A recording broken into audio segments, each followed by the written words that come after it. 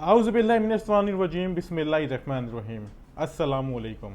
उम्मीद करता हूँ आप सब लोग खैरियत से होंगे, ठीक ठाक होंगे। एक दफ़ा फिर हाजिर हुआ हूँ आपके सामने कुछ नई मालूमात के साथ, कोई नई इन्फॉर्मेशन के साथ।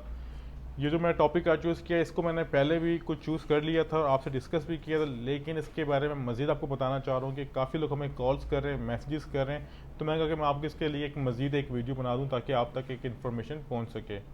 लेकिन इससे पहले एक जो ज़रूरी बात है, बहुत ही अहम बात है, वो ये करनी है कि आज हमारे ऑफिस में कोई क्लाइंट आए हमारे बहुत प्यारे गुजर खान से। तो उन्होंने बताया कि जी कि एक आपकी रात को वीडियो देखी जॉर्जिया से रेलिवेंट, तस्वीर आपकी थी लेकिन आवाज़ किसी और की थी, चैनल भी कोई और था। तो सारा कुछ कि हमारे ऑफिस हैं मुख्तलिफ सिटीज़ में हैं, मीरपुर में हैं, लाहौर में, इस्लामाबाद में, इस तरह की बात उन्होंने की। तो नंबर भी गिवन था। अनफॉर्चुनेट मुझे वो स्क्रीन शॉट शेयर नहीं कर सके, ना ही तो उनको पास था, वो समझे कि जेन्युइन वीडियो है।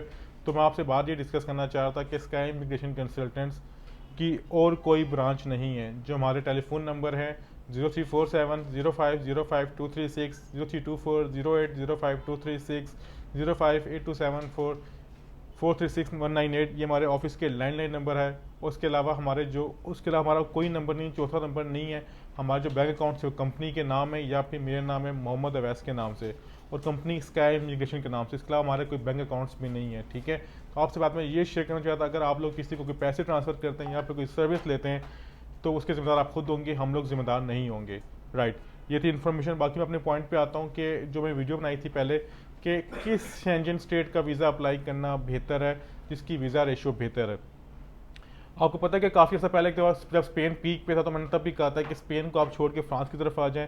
तो काफ़ी लोगों ने बात एडमिट की, नहीं कि जिन्होंने एडमिट की उनको कुछ फ़ायदा भी हुआ, नुकसान भी। क्योंकि हमेशा मैं कहता हूँ वीज़ा एम्बेसी देती है, लेकिन उस कंट्री का वीज़ा अप्लाई करें जिनके जो उस वक्त वीज़ा आप ग्रांट कर रहा हो। अब ज़रूरी ये नहीं है कि अगर आपकी प्रोफाइल जितनी स्ट्रांग भी हो आपको वीज़ा मिल जाए। एग्जांपल लेते हैं हम लोग जापान की। जापान के जब आपको पता है एम्बेसी खुली थी तो वहाँ पर इतना रश था कि जिनके वैलिड वीज़े ऑस्ट्रेलिया, अमेरिका, कनाडा के थे उनके वीज़े भी रिफ्यूज़ किए गए, और जिनके एक प्रोफाइल भी इनकी इतनी स्ट्रांग नहीं थी उनके वीज़े ग्रांट हुए। ये लक भी होती है और ये वीज़ा ऑफिसर पर डिपेंड है, वो आपके सर्कमस्टेंस किस तरह देखता है। बाहर हम लोग बात कर रहे हैं यूरोप की। जो लोग यूरोप का वीज़ा अप्लाई करना चाह रहे हैं उनके लिए मैं 3 कंट्रीज़ रिकमेंड करूंगा, जो मुझे लगता है, मैं पहले भी कहा था कि 3 कंट्रीज़ बेहतर हैं जिसके वीज़ा आपको मिल सकते हैं। इस तरह कंट्रीज तो 28 हैं, शेंजन स्टेट में मजीद शामिल होकर बाद 28 कंट्रीज़ होंगे, लेकिन उनमें सब आपको वीज़ा ग्रांट नहीं कर रहे। कुछ के तो कॉन्सुलेट्स पाकिस्तान में, कुछ की एम्बेसीज पाकिस्तान में है ही नहीं। आप इस पर अंदाज़ा लगा लें कि जो एक मुल्क है वो किसी और मुल्क के साथ पाकिस्तान में बैठा हुआ है, आपको वीज़ा किस तरह ग्रांट करेगा, जबकि जिस एम्बेसी में वो बैठा हुआ है वो एम्बेसी पाकिस्तान को वीज़ा ग्रांट नहीं करी, तो वो कॉन्सुलेट कैसे वीज़ा देगा। तो लिहाजा देखा करें कि वीज़ा किस कंट्री का बेहतर है, उस कंट्री का वीज़ा अप्लाई किया जाए। कंसल्टेंट तो ये कर देते हैं, देखते हैं जी फलां कंट्री की अपॉइंटमेंट है या ब्लैक मिल रही है तो वो आपको अपॉइंटमेंट लेके दे देंगे अपनी फीस के चक्कर में कि अपने पैसे कमा लें। वो ये नहीं देखेंगे अगले बंदे की प्रोफाइल भी ख़राब हो रही है। और मैं कोशिश करता हूँ, हमारी टीम कोशिश करती है कि वो कंट्री रिकमेंड किया जाए जिसमें अक्सर कहता हूँ कोई बंदा साबित ये नहीं कर सकता कि हमने किसी के बंदे का कोई गलत कंट्री में वीज़ा अप्लाई करवाया, जिसको मैं आपको पता है कि हम लोग आके वीडियो में आके बोल रहे हैं, लास्ट ईयर से बोल रहे हैं कि हम लोग शेंजन वीज़े अप्लाई करवा रहे हैं सिर्फ मखसूस कंट्रीज़ के, बाकी हम लोग कंट्रीज़ के वीज़े अप्लाई नहीं करवा रहे। अब मैं बात करता हूँ कि कौन से ऐसे कंट्रीज़ हैं जिनका वीज़ा अप्लाई करने से वीज़ा आपको मिल सकता है अगर आपके डॉक्यूमेंटेशन स्ट्रॉन्ग है और वीज़ा ऑफिसर आपको वीज़ा ग्रांट करना चाहे। टॉप ऑफ द लिस्ट हमेशा की तरह मैं कहूँगा, जो मैं कह रहा था, फ्रांस एक अच्छा कंट्री है। उसके बाद मैं कहूँगा स्पेन नो डाउट वो भी वीज़े ग्रांट कर रहे हैं। Third one and last one the Netherlands. उसका चौथा मैं कहूँगा जर्मनी। ये 4 कंट्रीज़ हैं जिनके वीज़ा रेशो आपको हासिल करने से अगर अप्लाई करें आपको वीज़ा मिल सकता है। लेकिन फ्रांस है, अगर फैमिली के साथ अप्लाई करेंगे तो बहुत बेहतर है। स्पेन है, वो भी अच्छा कंट्री है। नीदरलैंड वो भी अच्छा कंट्री, और जर्मनी। ये 4 कंट्रीज़, इनके अपॉइंटमेंट्स आपको भी शायद इतनी आसानी से ना मिलें। आपको मिले तो ब्लैक में मिलें। जो लोग बेचते हैं, किस तरह बेचते हैं मुझे नहीं पता। मैं अक्सर कहता हूँ कि हम लोग अपॉइंटमेंट्स पे काम नहीं करते, ना ही तो हमें इस बारे में कोई इतना पता है, ना तो हम इसमें इन चीज़ें में इन्वॉल्व होना चाहते हैं।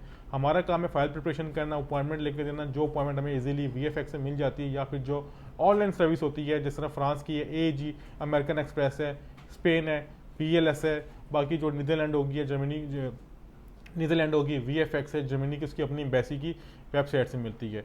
तो जो अपॉइंटमेंट्स अवेलेबल होती हैं हम क्लाइंट को रिकमेंड करते हैं, फलां की अपॉइंटमेंट है, हम आपके लिए परचेज कर लेंगे। अगर नहीं होती हम कहते हैं हम आपको इसमें कोई हेल्प आउट नहीं कर सकते। बहरहाल वीज़ा अप्लाई करने से पहले ये चीज़ देख लीजिएगा कि आपकी डॉक्यूमेंटेशन स्ट्रॉन्ग है या नहीं है। बात 80 यूरो की नहीं होती, बात होती है अपनी प्रोफाइल की, अपने पासपोर्ट की वैल्यू की। ऐसा ना हो कि आपके वीज़े रिफ्यूज़ हो जाए तो इससे क्या होगा, कंसल्टेंट तो पैसे कमा लेगा लेकिन आपकी प्रोफाइल डिस्टर्ब हो जाएगी।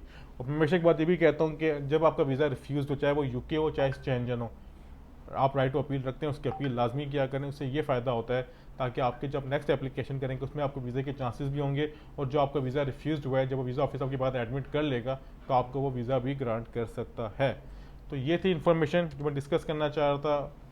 शेंजन से रेलिवेंट किस कंट्री का वीज़ा रेशो बेहतर है, बाकी वीज़ा देना ना देना वीज़ा ऑफिसर का काम है। अपना सब ख्याल रखिएगा। आपसे ज़्यादा मुलाकात होगी बहुत जल्द कुछ नई इन्फॉर्मेशन के साथ। बहुत शुक्रिया। खुदा हाफिज़।